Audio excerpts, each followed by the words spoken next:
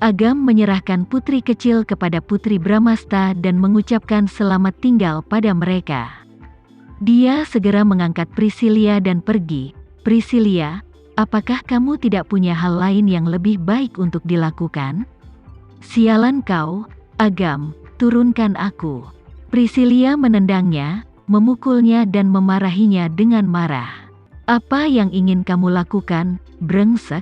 Agam berkata, aku tidak ingin kamu membuat masalah apapun di sini. Priscilia sudah sangat cemas hingga tekanan darahnya melonjak.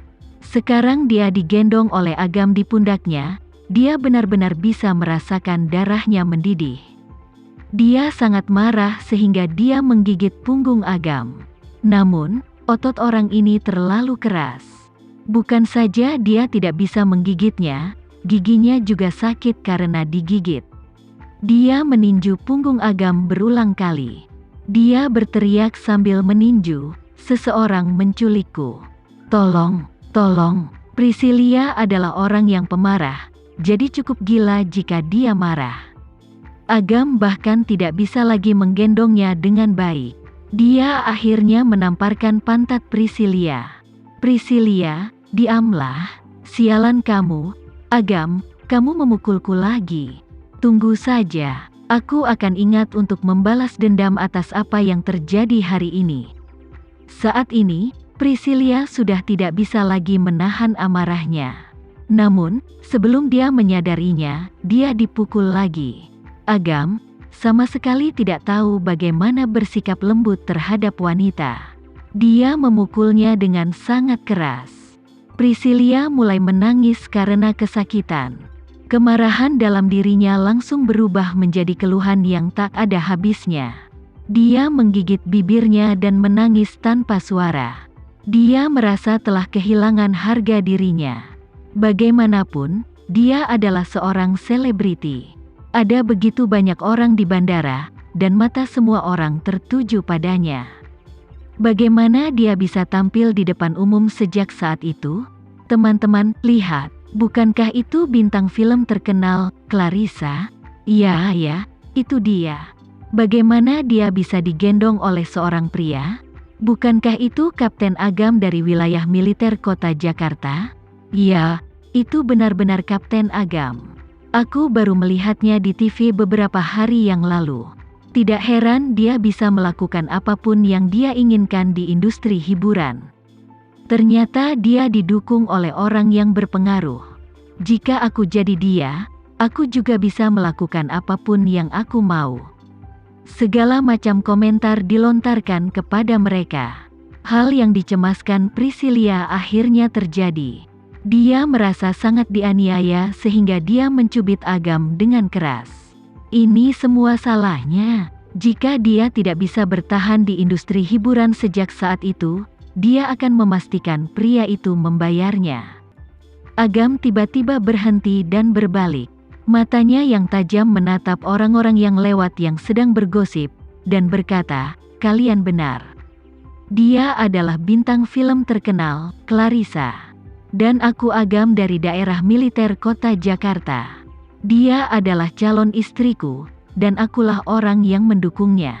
Jika kalian memiliki kemampuan, pergilah dan temukan sendiri orang sepertiku. Jika tidak, hentikan gosip bodohmu sekarang. Setelah dia meninggalkan kata-kata itu dengan santai, Agam bersikap seolah tidak terjadi apa-apa. Dia menggendong Priscilia dan terus berjalan keluar bandara. Kali ini Priscilia tidak membuat keributan lagi. Sebaliknya, dia dengan lembut meletakkan wajahnya di punggung Agam, seperti anak kucing. Dia tidak pernah menyangka bahwa Agam akan dengan bangga mengumumkan bahwa dia adalah calon istrinya di depan banyak orang. Calon istri, ini berarti dia sebenarnya berencana menikahinya. Dia telah merayunya sejak dia bisa mengingatnya. Dia selalu menjadi orang yang mengambil inisiatif. Ini adalah pertama kalinya dan juga satu-satunya saat dia mengakui hubungan mereka. Tidak ada yang namanya paman dan keponakan. Itu adalah hubungan murni antara seorang pria dan seorang wanita.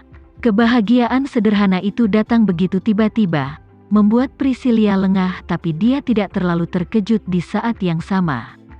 Singkatnya, Priscilia merasa seperti berada di atas awan. Sejak saat itu, di industri hiburan, dia dengan bangga mengatakan kepada semua orang bahwa dia memiliki pendukung. Kapten Daerah Militer Kota Jakarta, Agam, adalah pendukung terbesarnya. Dia merasa sangat gembira dengan pemikiran itu. Semua amarahnya lenyap seketika itu juga. Dia bahkan lupa kenapa dia ada di bandara tadi. Apakah kamu akan menyesalinya, Agam? Apakah dia akan menyesal telah menyatakan hubungan mereka secara terbuka dan membelanya di depan mereka? Kamu pantas dipukul. Dia akhirnya berperilaku baik setelah dipukul. Tentu saja dia tidak akan menyesal telah memukulnya. Jika dia tidak memukulnya 2 kali, gadis ini mungkin masih berteriak. Itu sebabnya dia selalu mengatakan bahwa dia meminta masalah. Agam, kamu benar-benar bajingan.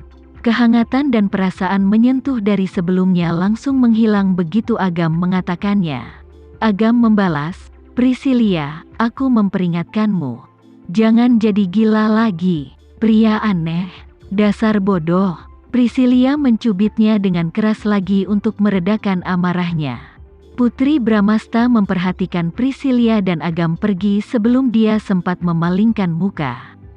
Mungkin Priscilia tidak tahu, saat Agam menatapnya, matanya penuh kelembutan.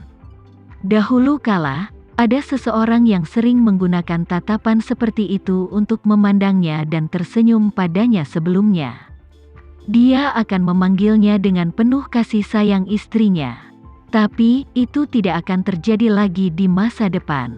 Putri Bramasta mau tidak mau menyentuh dadanya. Hatinya sakit, tapi betapapun menyakitkannya, dia telah memilih jalan ini. Dia harus terus berjalan. Putri Bramasta menarik napas dalam-dalam dan memasang senyuman yang menyembunyikan perasaannya yang sebenarnya. Kakak, Kenzo, putri kecil, ayo pergi. Mari berangkat dan memulai hidup baru. Bahkan jika dia tahu dengan jelas bahwa tidak mungkin melupakan orang yang dia tinggalkan, dia tidak bisa tinggal lebih lama lagi. Dia harus bergerak maju. Pesawat menuju New Brian lepas landas tepat waktu dari kota Jakarta. Tak jauh dari landasan pacu bandara, ada sebuah mobil Bentley berwarna abu-abu keperakan terparkir, dan seorang pria berkemeja putih sedang duduk di dalam mobil tersebut. Dia sedang memegang sebatang rokok di tangannya. Rokoknya menyala perlahan. Panas berangsur-angsur memancar ke ujung jarinya, tapi dia tidak merasakan sakit apapun. Dia duduk diam dan melihat ke kejauhan. Dia menyaksikan pesawat lepas landas beberapa saat kemudian. Dia terus mengamati saat benda itu terbang semakin tinggi dan semakin jauh. Hatinya seolah ikut pergi bersama mereka juga, jadi dia tidak bisa merasakan sakitnya rokok yang membakar jari-jarinya. Pesawat sudah terbang dan menghilang di depan matanya, namun dia tetap tidak membuang muka. Sepertinya seseorang sedang tersenyum padanya di udara. Mungkin istri dan anak-anaknya, kekasih yang tidak akan pernah hilang dalam hidupnya. Suara lembut putri kecil terdengar di telinganya. Suaranya begitu hangat hingga mampu meluluhkan hati siapapun.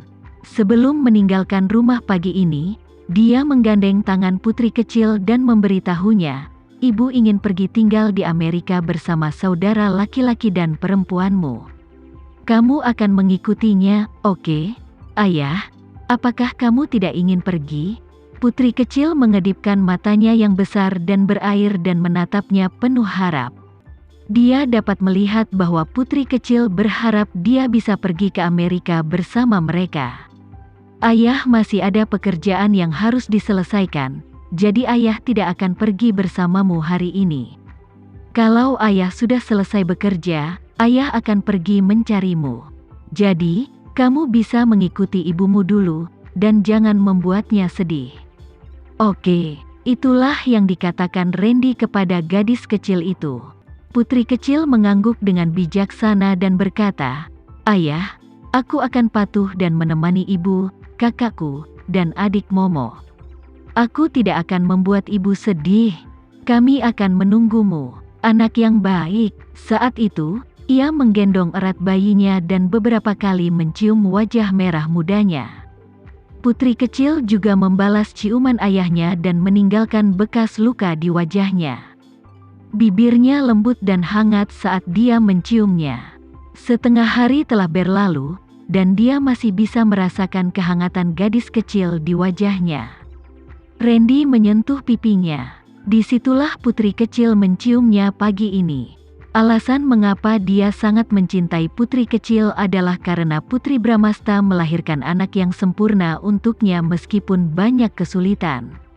Putri kecil menemaninya siang dan malam yang tak terhitung jumlahnya ketika dia merasa tidak bisa bertahan lagi. Bagaimana mungkin dia tidak menyayangi dan mencintainya?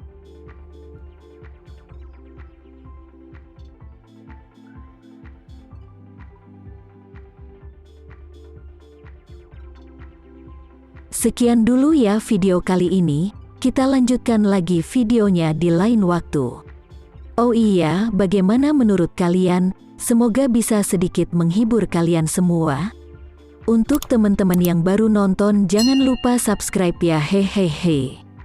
Dan kalau teman-teman ada yang ingin gabung langganan, bisa langsung gabung saja untuk dapat fitur yang menarik dan sedikit membantu Mimin. Terima kasih banyak sudah menonton, sampai jumpa lagi, bye.